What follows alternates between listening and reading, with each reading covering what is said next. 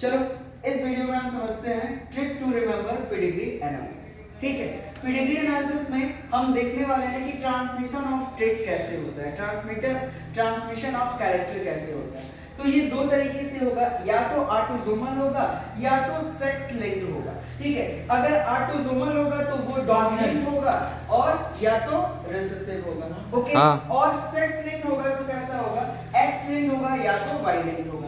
तो देखो यही पे हम वाई लिंक को तो खत्म ही कर देते हैं, केवल मेल टू मेल ही ट्रांसफर होगा।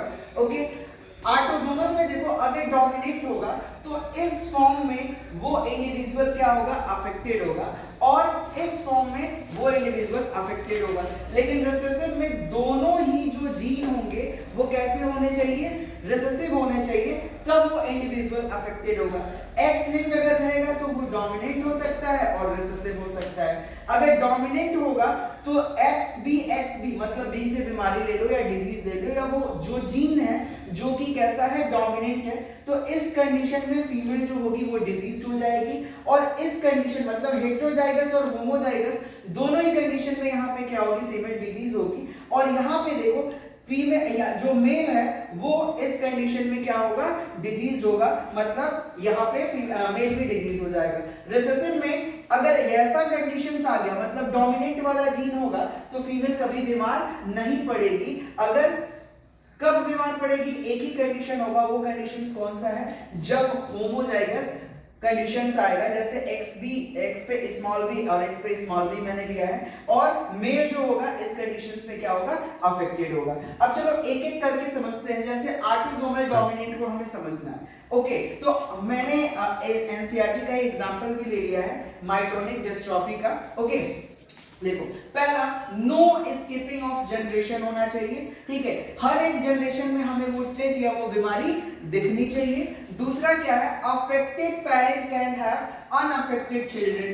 पेरेंट्स अफेक्टेड होंगे तो भी उनका जो संतान होगा वो अनअफेक्टेड हो सकता है। तीसरा पॉइंट जो हमें याद रखना है, हमारे दिमाग में होना ही चाहिए, अगर ये चीजें आप भूलोगे तो पेडिग्री को सॉल्व नहीं कर पाओगे।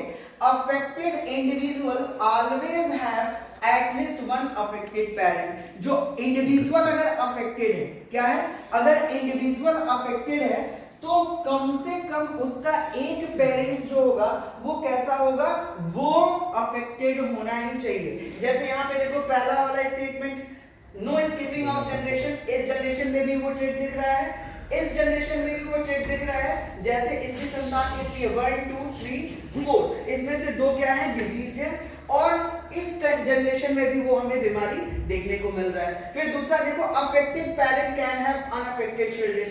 पेरेंट अफेक्टेड है लेकिन ऑफस्प्रिंग कैसा है, अनअफेक्टेड है।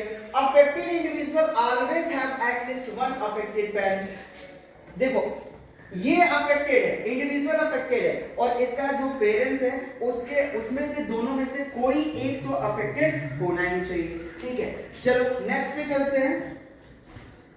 ऑटोसोमल रिसेसिव की अगर हम बात करें तो यहाँ पे स्किप ऑफ जनरेशन, इस जनरेशन में बीमारी दिख रही है, नहीं दिख रही है। ठीक है, इस जनरेशन में बीमारी दिख रही है। ठीक है, तो यहाँ पे जैसे इस जनरेशन में भी नहीं दिख रही है, स्किप ऑफ जनरेशन जहां पे हो।